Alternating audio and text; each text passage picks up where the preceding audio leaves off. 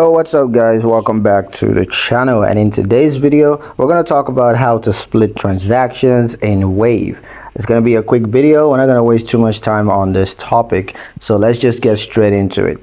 The first thing you're going to do, of course, is to log into your account using your credentials at waveapps.com. And once you're logged in, you're going to navigate to accounting, and then you're going to select transactions under accounting.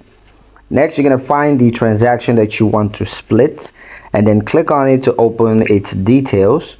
And once you have that done, just select split this transaction. Now you're going to enter each portion of the transaction with its appropriate category and amount. Next you got to do is to ensure that the total matches the original amount, and then save that.